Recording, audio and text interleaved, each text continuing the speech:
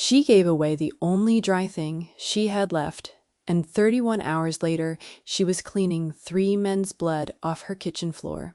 That is the arithmetic of a single small kindness in a city that never taught her mercy could cost this much. A woman who had spent 29 years making herself smaller than every room she entered, handed her umbrella to a man she had never met, and by doing so she stepped into the center of a war she did not know was being fought. "You looked at me," he told her later, in a voice sanded down by pain, "when everyone else in this country had already decided I was dead." 7 words that would not leave her. You looked at me. She had not meant anything by it. She had only seen a person standing in the rain. By the way, wherever in the world you're watching from right now, let me know in the comments. I love seeing how far these stories reach. Okay, where were we? Her name was Han Yori, and she lived in a half-basement apartment in the Mangwon district of Seoul, 4 stone steps below the pavement, where the light came in sideways and the damp lived in the walls, no matter the season. She was a translator. Not the glamorous kind who sat in glass booths at summits and turned the words of presidents into other words. She translated instruction manuals, warranty documents, the fine print on the backs of appliance boxes, Korean into English, and English into Korean, paid by the character, 31 per character, on a good contract, less on a bad one. She was very good at it. She was invisible at it. Those 2 facts she had come to understand were the same fact. The rain that evening was the kind Seoul specializes in during the tail of the monsoon, a warm, relentless sheeting that turned the streets into mirrors and the neon into smeared watercolor. Yuri had stayed late at the small agency near Hapjeong Station where she picked up her physical files twice a month, and she had missed the last express bus. And she stood under the awning of a shuttered pharmacy debating whether to spend money on a taxi she could not comfortably afford or to walk the 22 minutes home and arrive soaked. She had one umbrella, a cheap transparent dome, bought at a convenience store for 4,000, one during a downpour she had also failed to predict. It was the only dry thing she owned that could stay dry. The man was standing across the narrow street in the mouth of an alley, and he was not moving. That was the first thing she noticed. People in the rain move, they hunch, they hurry, they duck. He simply stood, water running off him in ropes, one hand pressed flat against his own left side, beneath a suit jacket that had once been expensive and was now ruined. His face was gray, not pale. Gray, the color of ash and old snow. He was perhaps 40, the kind of bearing that survives even total collapse, a straight spine holding up a body that clearly wanted to fold. She should have walked home. She knew that then, and she would know it many times afterward. A sensible woman in a city of 50 million does not approach a large, motionless stranger bleeding into his own coat in a dark alley at night. Every instruction manual of survival she had ever internalized told her to look away and keep moving. Instead, she crossed the street. She did not decide to. Her feet carried her the way they sometimes carried her toward a crying child or a dog left tied in the sun. Something in her that had never been given a name simply refused to pass a person who was standing that still in that much rain. "You're hurt," she said. Not a question. He looked at her. His eyes were dark and utterly clear, the eyes of a man who had not been surprised by anything in a very long time, and she saw that she had surprised him. "You should go home," he said. His Korean was crisp, educated, faintly northern in a way she could not place. "This street isn't safe tonight. You should go to a hospital." No, just the one word. Flat as a closed door. She stood there and the rain drummed on her cheap dome umbrella and she watched a shudder pass through him that he tried and failed to hide. And she did the thing that would rearrange her entire life. She held the umbrella out to him. "Take it," she said. "You're the one still out in it. I'm 2 minutes from a covered walkway." That was a lie. She was 20 minutes from anything covered, but she said it easily, the way she said most kind things, as if they were small. He did not take the umbrella. He looked at it as if she had offered him something absurd, a flower during an earthquake. And then something moved behind his eyes, and he asked her in that sanded voice, "Why?" "'Cause it's raining," she said, "and you're standing in it." For the rest of her life, she would remember that his answer was to laugh. One short, broken sound, cut off by pain, a hand pressed harder to his side. And then his knees went slowly, the way a tall building comes down when they wire it correctly, straight into itself, and Yuri dropped the umbrella and caught 200 pounds of stranger against her 98-pound frame and went down with him onto the wet concrete. She never did remember making the decision to help him home. She remembered the 22 minutes as a single blurred exertion, his arm heavy across her shoulders, his weight leaning and lurching, the two of them mistaken by 3 separate passers-by for a pair of drunks and left mercifully alone. She remembered the 4 stone steps down to her door being the hardest part, and the way the fluorescent tube in her tiny kitchen buzzed and flickered as she lowered him onto the vinyl floor, and the way the blood, when she finally got the ruined jacket open, was so much more of it than she was prepared for. There was a wound below his ribs on the left side, a clean, small opening that she understood in a distant clinical part of her mind was a bullet's entrance. She had translated enough emergency medicine documentation over the years to know she was looking at something that should have already killed him. She had translated the words, she had never seen the thing the words described. "No hospital," he said again, from very far away. "You'll die. I'll die faster in a hospital." His eyes found hers. They watch the hospitals, all of them. "If I walk into an emergency room in this city, I am dead before the intake nurse finishes typing my name. And so, most likely are you." She should have called an ambulance. She should have called the police. She knelt on her own kitchen floor with a dying man bleeding. Onto vinyl she had scrubbed that morning, and she understood with a cold clarity that everything after this moment would be a consequence of what she chose in the next 10 seconds. "Tell me what to do," she said. Days later she would learn his name was Cha Do-jin, and that the reason he had not bled to death in her kitchen was that Yuri did exactly what he told her, precisely and without panic, her translator's mind treating his terse instructions as a document to render faithfully. Pressure here, thread from the sewing kit, boiled 2 minutes. The bottle of soju from the cabinet poured over everything, over the wound, over her hands, over the needle. He talked her through the closing of a hole in his own body while she did the closing, and only twice did his voice fail, and both times he made her wait until it came back, rather than let her guess. By the time the eastern sky had gone the color of weak tea, the bleeding had stopped, and Cha Do-jin was unconscious but breathing. And Han Yuri sat with her back against the base of her refrigerator and her knees drawn up and her hands finally beginning to shake. She did not know yet who he was. She knew only 3 things: that she had saved a man's life, that the man had told her the truth about the hospitals with the certainty of someone who had watched it happen to others, and that her 4001 convenience store umbrella was still lying in the rain on a street in Hachong, and that she would miss it, absurdly, as if it were the last simple thing that had belonged to her uncomplicated life. He slept for 19 hours. She did not leave. She should have gone to work, should have answered the 2 emails from the agency asking about a manual due Friday, should have done 100 ordinary things. Instead, she sat and she watched a stranger breathe, and she waited to understand what she had done. When Cha Do-jin woke, the first thing he did was ask her name. The second thing he did was tell her to forget his. "You saved me," he said, propped against her single thin pillow, gray still but no longer the gray of a corpse. "That was a mistake. I want you to understand that clearly so that what happens next is at least honest between us. The kindest thing you could have done for yourself was to let me die in that alley." "Then it's good." "I'm not kind," Yuri said, "only stubborn." Something crossed his face that she would come to recognize as the closest thing he had to a smile.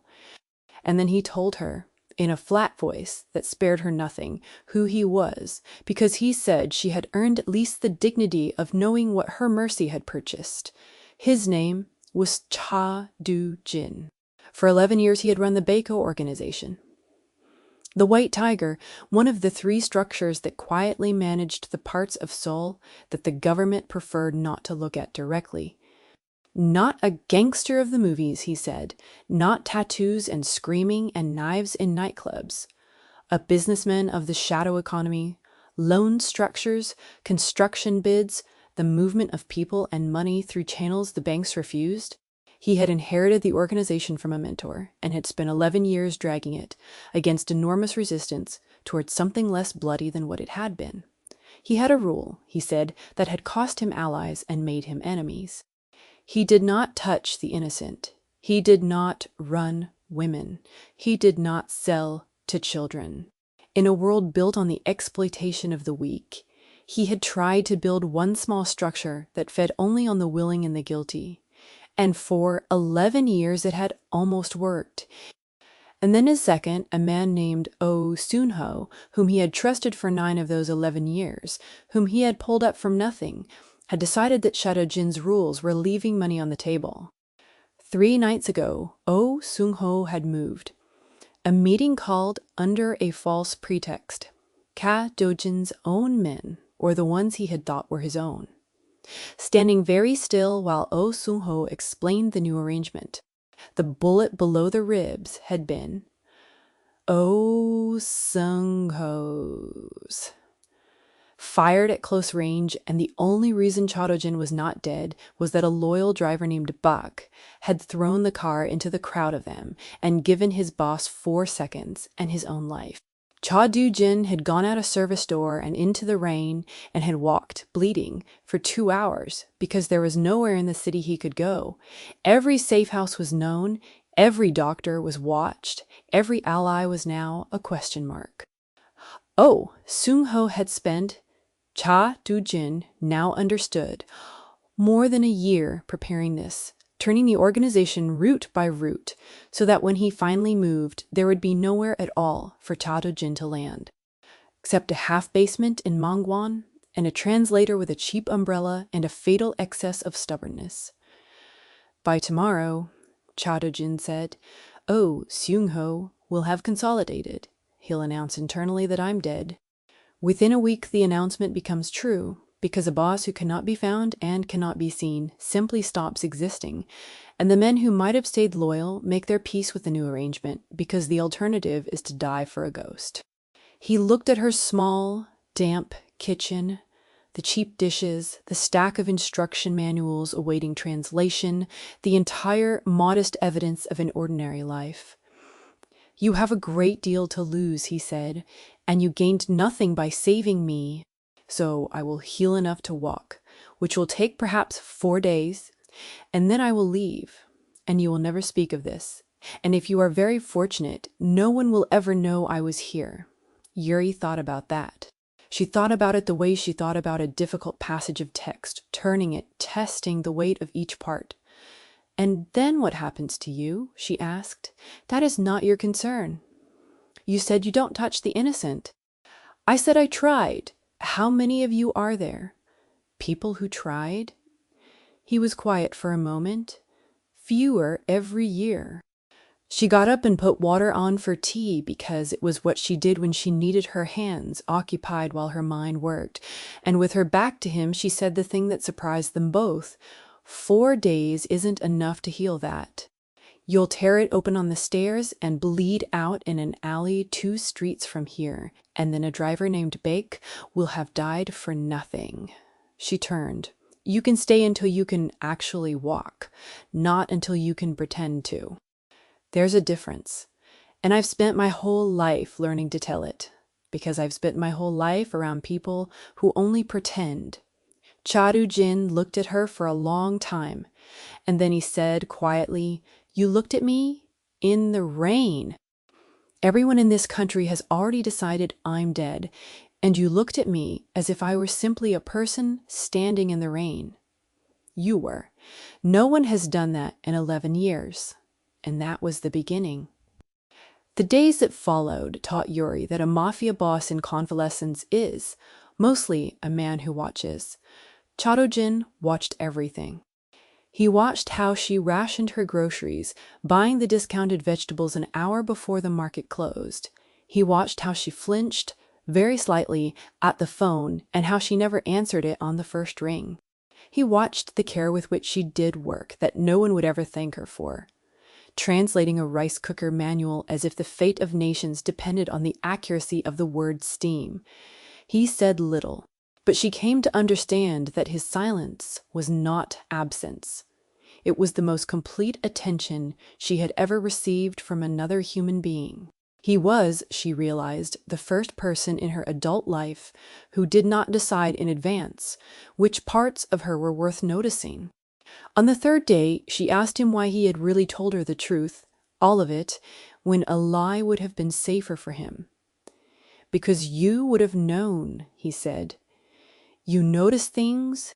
It is the most dangerous quality a person can have around men like me, and the most valuable. Oh Seung-ho noticed things too. That is why I trusted him. The difference between you and Oh Seung-ho is that you notice in order to help." He noticed in order to take. He paused. "I did not learn to tell that difference until it was 31 hours too late and a bullet was already inside me." 31 hours. The same span, she thought, between her umbrella and her bloody floor. The city seemed to run on that number. By the 5th day, he could stand. By the 7th, he could climb the 4 stone steps and stand at the top in the dusk, looking out at the ordinary street. And it was on the 7th day, precisely 1 week after the rain, that everything changed for the second time. Yuri came home from the agency with her files and found Chado-jin sitting very still in the dark, and she knew, before he spoke, that something had shifted, because his stillness had a different weight to it, the stillness of a man who has made a decision rather than one who is waiting. "I have been thinking," he said, "about dying." Not like that." The ghost of the not smile. "I mean that I have been thinking about how much easier it would be. Oh Seung-ho believes I am dead. If I simply remained dead, if I let Chado-jin end in an alley in the rain, then the men who were loyal to me would grieve and move on and survive under the new arrangement, and you would be safe, and I could become someone else entirely in a city where no one knew my face." He looked at his own hands. "I have money in places even— Oh, Seung-ho doesn't know. I could disappear so completely that the disappearance itself would leave no trace. It is, in every practical sense, the correct decision." "But," Yuri said. "But there are 11 people," Chado-jin said, "whom Oh Seung-ho will kill. I know their names. I know why he will kill them because I know how his mind works. I built the ladder he climbed. There are 4 men who were loyal to me and will not bend, and Oh Seung-ho cannot allow loyal men to live as an example. There are 3 people whose debts I forgave under my rules and whom Oh Seung-ho will reinstate and ruin. And there are 4. His voice changed very slightly. "There are 4 children in an orphanage in Incheon that Baiko has funded quietly for 9 years, that Oh Seung-ho considers a waste of money, and that he will close by the end of the month, and those children will go into the exact machinery I spent 11 years keeping them out of." He was silent. "If I stay dead, they die too. Not all at once, over months, in ways no one will connect to me, but because of me." Yuri sat down across from him on the cold floor. "So the correct decision," she said slowly, "is also the one that kills 11 people who trusted you." "Yes." "Then it isn't correct. It's only easy." He looked at her, and there it was again, that flicker of surprise that a person could simply say the true thing plainly. "You sound like someone I used to be," he said. "Before 11 years taught me the difference between what I wanted to protect and what I could." He shook his head. "Yuri, listen to me carefully. If I do not stay dead, then I have to come back, and coming back means a war I have already lost from a position of nothing against a man who spent a year preparing, while I congratulated myself on my rules. It is not brave. It is not even likely to work. It is very likely to get me killed properly this time, and to get you killed with me, and to change nothing, and the 11 people die anyway, plus the 2 of us. Do you understand what I am actually asking you to be part of? Yes, she said. And then, because she had spent her whole life saying the small kind thing as if it were small, she said the enormous one the same way. How do we start? He did not answer immediately. That was his way, she had learned. He held the important answers until they had weight. When he finally spoke, it was not to her question, but to something underneath it. There is one thing I have that Seung-ho does not, he said. He thinks in terms of what people are worth, assets and liabilities. He looked at those children and saw a line item. He looked at me and saw a set of rules getting in the way of profit. He looked at loyal men and saw sentiment he could not use. Cha Do-jin's dark eyes came up. He has never once in his life given a stranger an umbrella. He does not know that such a thing is possible, that blindness is the only ground I have to stand on, and it is enough because a man who cannot imagine kindness cannot predict it and cannot defend against it and does not see it coming. He would need 3 things, he told her, and he laid them out over the next hour the way she laid out a translation. In order of dependency. He would need to be believed dead for exactly as long as it took to become dangerous again, and not 1 hour longer. He would need to reach the 4 loyal men without touching any channel. Oh, Seung-ho watched, which meant Yuri, an invisible translator, whom no one in that world had ever heard of, walking into places carrying messages that no one would suspect a woman like her of carrying. And he would need proof, real, documented, undeniable proof of what Oh Seung-ho had done. Because the world he lived in ran on more than fear. It ran on legitimacy, and a betrayal without proof was merely a rumor, but a betrayal with proof was a verdict. The proof exists, Cha Do-jin said. I built the organization on records, quietly, over 11 years precisely, so that no one could ever again do to Baho what my mentor's enemies once did to him, which was to erase him and rewrite the history. There is an accountant. His name is Moon. He is 73 years old. He has kept our true books for 30 years, and he answers to exactly one thing, which is not me and not Oh Seung-ho, but the integrity of the ledger itself. He is the most honest man in the dishonest world, and he lives in Suwon. And if he is still alive, he has been waiting a week to be asked the right question by the right person. Why hasn't Oh Seung-ho gone to him?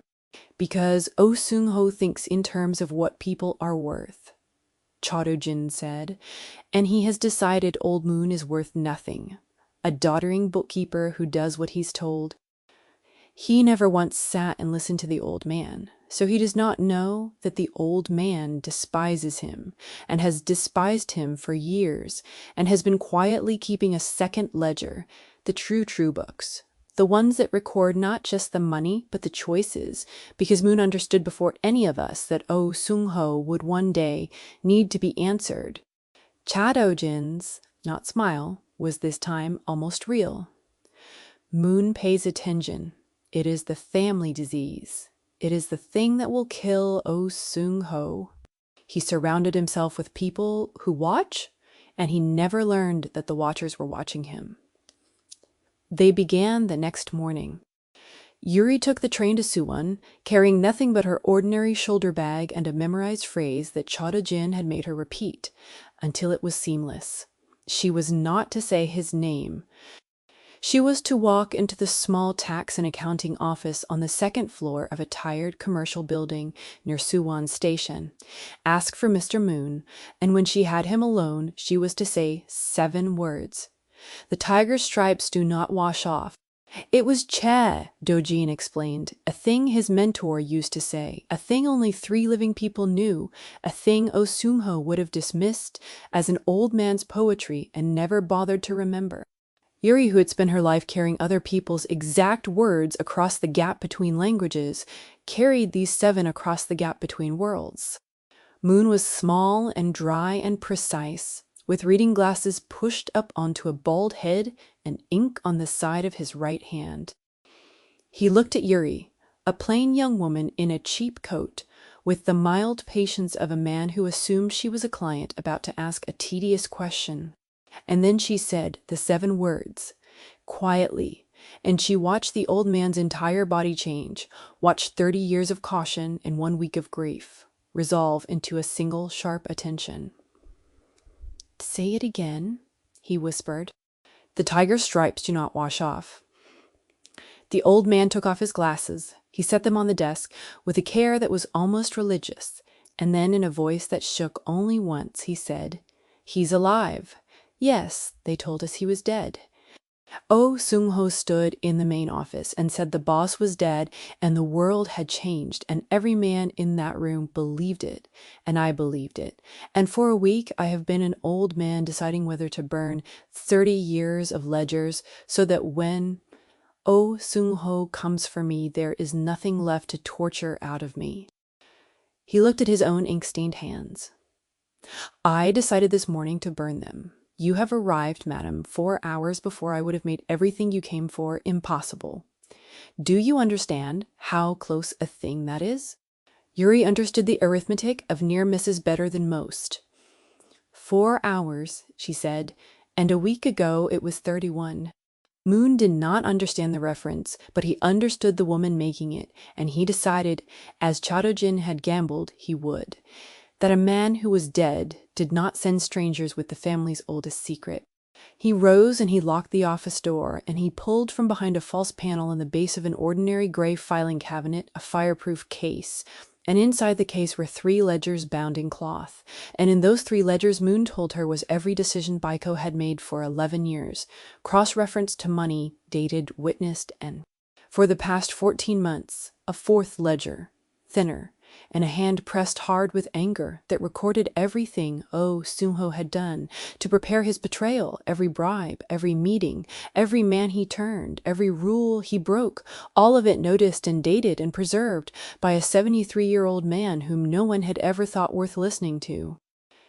He came in here, Moon said, 16 days ago, and he sat where you are sitting.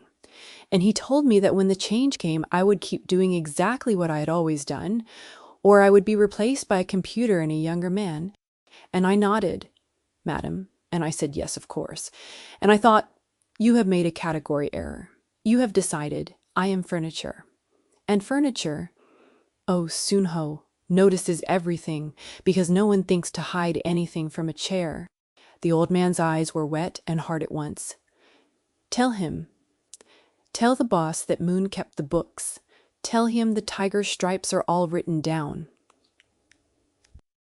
Yuri came home that night with the fireproof case in an ordinary shopping bag, and when she set it on her kitchen floor and told Chado-jin what the old man had said, she watched something happen in the face of the Mafia boss that she had not seen before. His eyes closed, his jaw worked, and a single tear went down the gray of his cheek, and he did not wipe it, and he said very quietly, 30 years. He kept them for 30 years, and I never once told him he mattered. Tell him now, Yuri said. I intend to tell everyone now, said Chado-jin, everyone I overlooked. It appears I have been running an organization for 11 years on the labor of people I mistook for furniture, and I am the only one who did not know it. Oh Sung-ho at least understood their worth. He simply understood it as a thing to steal. He opened his eyes. That is the difference between us, and it is the whole difference, and it is going to end him. The reaching of the 4 loyal men took 9 days and cost Yuri more of her ordinary life than she had understood she was spending. She called in, sick to the agency, then missed a deadline, then lost the Friday contract entirely. 400,000 won she had been counting on. She became, for those 9 days, a courier in a war, an invisible woman moving through a city, carrying words the way she had always carried words, except that now the words could get people killed. Endo, Jijin planned each contact with the patients of the accountant's ledger, and Yuri executed each one, and slowly in the back rooms of laundries and the corners of late-night restaurants, and once in the sauna of a public bathhouse, where a huge silent man wept when he understood the boss was alive. The 4 loyal men were reached. There was Jang, who ran a legitimate construction firm and had wept in the bathhouse. There was Peel Song, quick and young and furious, who had been 3 feet from the shooting and had spent the week pretending to accept the new order while planning to die badly and alone. There was old Kwan, who said almost nothing and agreed to everything and reminded Yuri of Moon. And there was a woman, which surprised her, a woman named Seo Hyun, who ran the money-changing operation and whom Oh Seung-ho had underestimated for exactly the reasons the world underestimated Yuri, and who, when Yuri delivered the message, laughed a low, dangerous laugh and said, "So the boss learned to notice the furniture. It only took him getting shot. Through all of it, quietly, Cha Do-jin was healing, and something else was happening that Yuri only recognized when it was well advanced. He had stopped directing her. In the first days he had told her precisely what to do. Every word, every route, but somewhere around the 5th loyal contact she noticed that he had begun to ask instead, "What do you think?" he would say. "How did she seem to you? You were in the room. I was not. Tell me what you saw." And she understood that he was not being kind. He was being accurate. He had learned, at the cost of a bullet and a dead driver and 11 years of blindness, that the person who pays attention sees more than the person who commands, and that Yuri paid attention to a degree that even he, connoisseur of watching, found remarkable. "You should have done this for a living," he told her one night, meaning the reading of people, the noticing. "I do this for a living," she said. "I translate. It's the same thing. You listen so hard to what someone actually means that you can carry it into a place it's never been." She shrugged. "I just never had anything worth translating before." On the 16th day, Cha Do-jin was ready to come back from the dead, and Oh Sun-ho did the one thing he had not predicted. They had built the whole plan around the assumption that Oh Sung-ho would consolidate and then hold, running the organization from the shadows, and that the resurrection of Cha Do-jin, armed with Moon's ledgers and 4 loyal captains, would shatter Oh Sung-ho's legitimacy and pull the wavering middle of the organization back toward the true boss. It was a war of proof and belief, and Cha Do-jin held the proof, but Oh Seung-ho, it turned out, had grown impatient with the shadows. 16 days into his reign, he made his own gambit, and it was a lateral move so aggressive that even Cha Do-jin, who had built the man's ladder, was caught leaning the wrong way. Oh Sung-ho announced a merger. He went openly to the Cho organization, the largest of the 3 structures, and offered to fold Baiko into it as a subordinate arm, himself as the manager, in exchange for the Cho family's protection and a seat at their table. He was going to sell the whole thing, the entire 11 years of Cha Do-jin's work, into the machinery Cha Do-jin had fought to keep it out of, and he was going to do it in 3 days at a formal meeting where the 2 organizations would seal the arrangement in front of witnesses who made such things permanent. "If that meeting happens," Cha Do-jin said, and for the first time, Yuri heard something close to panic held down hard beneath the flat voice, "then it does not matter that I am alive. It does not matter that Moon has the ledgers. Baiko ceases to exist as an independent thing. It becomes a limb of the Cho family, and no proof of Oh Sung-ho's betrayal will unwind that, because the Cho family will not care how he acquired what he sold them, only that they now own it. The 11 people die inside a machine 10 times larger than the one I could fight. And the children in Incheon?" he stopped. The Cho family runs exactly the businesses I kept those children away from. How long? Yuri asked. The meeting is in 71 hours. 71! She almost laughed at the city's terrible arithmetic. 31 hours from umbrella to blood, 4 hours from Suwon to burned ledgers. Now, 71 hours to stop a man from selling 4 children into hell. Then we don't fight the war we planned, Yuri said. We don't have time to win belief. We have time to break one thing before it hardens. Ka Dujin looked at her, and she watched him do the thing she had learned to recognize, the holding of the answer until it had weight. Say more, he said. Not a command, a request from an equal. You said the Cho family runs on legitimacy? She said, slowly working it the way she worked a dense sentence, from the inside out. You said your world runs on more than fear, on being seen to have a right to what you hold. Oh Seung-ho is bringing them Baekho as a gift, but what if he can't deliver it? What if, 71 hours from now, the Cho family looks at what Oh Seung-ho is offering and sees not a clean organization to absorb, but a mess?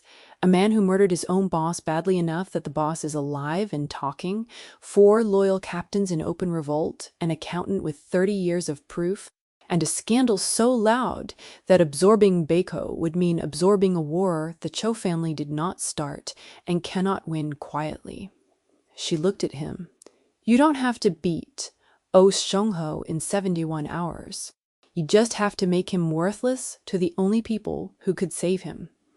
A man who cannot deliver the gift he promised isn't a partner. He's a liability. And you said it yourself. That world discards liabilities. The silence stretched. And then Cha Du-jin, boss of the White Tiger, said the Cho family will send a representative to inspect before the meeting. They always do. They will want to confirm the state of what they are buying. That is the moment. That is the only moment. Then that's where we spend the 71 hours, Yuri said, making sure that when the Cho family looks, they see the truth. What followed, Yuri would remember for the rest of her life as the longest and most compressed stretch of her existence. 71 hours in which she barely slept and moved through the city like a piece of information that could not afford to be intercepted. Tado Jin came back from the dead, but not with a gunshot and a war. He came back the way he had built everything, quietly, precisely, through the people he had finally learned to see. The 4 loyal captains did not attack Oh Seung-ho.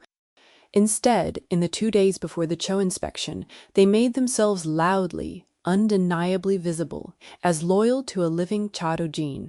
Jang the Builder let it be known in exactly the right ear that Baekho's construction arm would not honor a single contract signed by a man who had murdered the true boss. Seo Ha-yoon let the money simply stop moving smoothly. 1,000 small frictions that made the organization look, to any inspecting eye, like a body in seizure rather than a smooth machine ready for purchase. Pil-sung, young and furious, did the loudest thing, appearing at 3 separate establishments and telling anyone who would listen that the boss was alive and that anyone who folded to Oh Seung-ho would answer for it when he returned. And this recklessness, which in the old days Cha Du-jin would have punished, was now precisely useful, because it made the war visible. And Old Moon did the quietest and most devastating thing of all. Through a chain of 2 intermediaries that Cha Do-jin arranged and Yuri carried, a single page from the 4th ledger, the Angry Ledger, the one that recorded Oh Seung-ho's 14 months of preparation, was placed into the hands of the Cho family's inspector the night before the inspection. Not the whole thing. 1 page, the page that proved Oh Seung-ho had been planning the merger, planning the sale of Baekho for 6 months before he pulled the trigger, which meant that his murder of Cha Do-jin had not been a clean succession, but a premeditated theft undertaken specifically to sell the organization out from under a boss who would never have allowed it, which meant to the Cho family that Oh Seung-ho was not a strong man who had won a struggle. He was a subordinate who betrayed his master for money, and there is no organization on earth built on hierarchy that wants to absorb and elevate and stake its own legitimacy on a man who has just demonstrated exactly how he treats the person above him. The inspection took place at hour 62. Yuri was not there. She sat in her half-basement with the fireproof case beside her and watched the clock and waited. And she understood that this was the shape of Chota-jin's whole life, this waiting in the dark for the results of things set in motion by attention. He came home at hour 67. He came down the 4 stone steps, slowly, still favoring his left side, and he stood in the doorway of her kitchen, and she looked up at him. "The Cho family," he said, "has decided that Baeko is not for sale. They have decided that Oh Seung-ho does not have the authority to sell it. They have decided, in fact, that Oh Seung-ho is a problem of Baeko's internal affairs, in which they have no interest and no stake, and they have withdrawn from the meeting entirely, and they have made it quietly known that they would prefer the whole embarrassing matter be resolved without their name attached." He leaned against the doorframe. 4 hours ago, Oh Seung-ho had a merger, protection, and a seat at the largest table in the city. Now he has nothing but an organization full of men who have just watched him fail to deliver what he promised, and who know the true boss is alive, and who are recalculating, all of them, at once, what it will cost them to have backed the wrong man. "And the children," Yuri said, because it was the first thing she had thought of. In Inshin, Chota-jin looked at her for a long moment. "You asked about them before you asked whether I had won," he said. "Do you understand how rare that is?" "They're 4 children," she said. "You're one man who won something. The math isn't close." "The children are safe," he said. "The orphanage stays. That was the first order I gave when I could give orders again. Before the captains, before Moon, before anything." He almost smiled. "The real one. I learned that from you. I watched you cross the street in the rain toward the thing that could not protect itself and away from the thing that could protect you, and I understood that I had been doing the arithmetic backward for 11 years. Oh, Seung-ho fell fast. The way things fall, when the ground is pulled out, rather than the top pushed down. Without the Cho family, without a merger, without the belief that Chota-jin was dead, he had nothing to hold the organization together but fear. And fear is expensive and short-lived. Within a week, the men who had stood very still while he shot their boss had begun, quietly, to stand still again, this time for Chota-jin. Pil-song wanted blood. Old Kwon wanted blood. Seo Ha-yoon wanted coldly a public and permanent end. Cha Do-jin gave them none of it. He found Oh Seung-ho, in the end, in a motel room near Gimpo Airport alone, with a bag packed and a plane ticket he had bought and not yet used, a man who had discovered in the space of 6 days that an empire held by fear evaporates the moment the fear does. Chota-jin went to him with only Jang, and he did not bring a gun. Yuri was not there for that either, but he told her about it that night, plainly withholding nothing because that had become the shape of the thing between them. "He expected me to kill him," Cha-do-jin said. "He had, I think, made his peace with it. It would have been the correct thing by every rule of the world I live in. A man who moves against the boss and fails must die, or the next man learns that moving costs nothing." He was quiet. I stood there and I looked at him, and I thought about the umbrella. I thought about a woman who had every reason to walk past a dying stranger and did not. And I understood that I could kill Oh Seung-ho and be exactly the man he had tried to become, or I could do the harder thing, which was to let him live as nothing. I took the ledgers to the other structures. I let it be known precisely what he had done and how he had failed. He cannot work in this city again. No one will touch him. He is not dead, Yuri. He is worse than dead in the terms of his own world. He is worthless, and he has to live knowing it, and he did it entirely to himself. A pause. That is the harsher sentence, and it is also the one that does not make me into him. It cost me something to choose it. Old Guan has not fully forgiven me for it, but I am done doing the easy correct thing. You taught me that easy and correct are not the same word. The organization settled, not overnight and not without difficulty, and Yuri understood that Shaturjan's world would never be clean, that he was a man who managed the dark and not a man who abolished it, and that loving what he had become did not require pretending he was something he was not. But he came back to it, changed. He promoted Seo Hayun to his second, the woman everyone, but he had underestimated, and he raised Old Moon's salary and told him in front of the whole organization that Baiko had survived because a 73-year-old bookkeeper had paid attention when no one thought he was worth hiding things from, and the old man had wept openly and unashamed.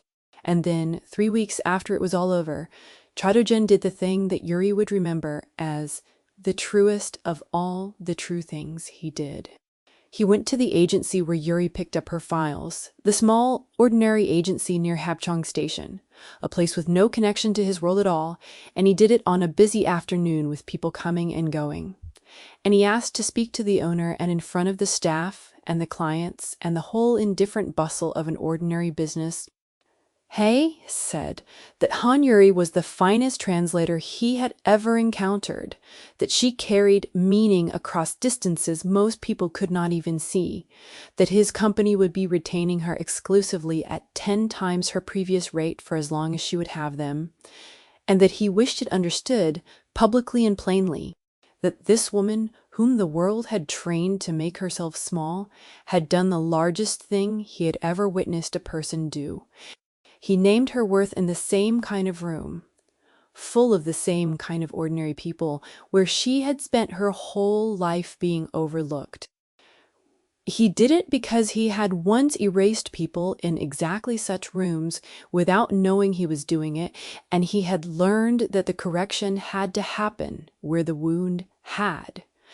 Afterward, on the street outside, in a light rain that neither of them acknowledged, Yuri said, "You didn't have to do that." "I did," he said. "You have spent your entire life saying the enormous thing as if it were small. I wanted once to say the true thing loudly. In a room, the way it should have been said to you years ago by people who owed it to you." He looked at her. "I am not going to pretend to be a good man, Yuri. I run the White Tiger. My hands are not clean, and they will not become clean. If you want to walk away from all of it now, I have arranged things so that you can safely, forever, and I will never appear in your life again, and you will never have to think about any of this." Yuri considered it. She was very good at considering things. "And if I don't want to walk away," Chudajin was quiet for a long moment, holding the answer until it had weight. "Then it is not forgiveness I am asking for," he said. "You have nothing to forgive. It is trust, and trust is not a thing I will ask you to give me all at once, because I have learned what it cost to give it to the wrong person, and I would not do that to you even in reverse. So, here is what I offer. 1 year. You keep your own life, your own apartment, your own work, your own door that locks from the inside. I will show you, over that year, through what I do and not what I say, what kind of man I am choosing to become now that I have been shown the difference between managing people and seeing them. At the end of the year, you decide not whether to trust the man who was dead in your kitchen, whether to trust the man he has spent a year proving he can be. If the answer is no, you will have lost nothing. If the answer is yes," he paused, "then we will not rebuild what either of us had before. We will build something neither of us has ever had." The rain came down soft around them, and Yuri thought about a shuttered pharmacy and a transparent dome umbrella and a man standing perfectly still in the downpour with a hand pressed to his side. And she thought about how she had crossed the street because she could not do the arithmetic that let her walk past a person in the rain. 1 year, she said, 1 year. "I'm still stubborn," she said. "That won't have changed at the end of it. I am counting on it, said Chadujin. It is the only thing that has ever saved my life. She did not take his arm. She did not say anything. She simply began to walk, and after a moment he walked beside her, the two of them moving through the light rain toward nothing dramatic. Two people who had learned the same difficult lesson from opposite ends of it. That attention is the truest thing one person can give another. That the world is full of people standing still in the rain whom everyone else has already decided are not worth seeing, and that sometimes, very rarely, someone crosses the street. She had given away the only dry thing she had on a night when she had every reason to keep it. 31 hours later, she was cleaning blood off her kitchen floor. And a year and a day after that, when she gave her answer, it was yes, but that is a different and quieter story. And it was earned one ordinary day at a time, the way real things are, the way an umbrella is offered, without ceremony, because it is raining and someone is standing in it.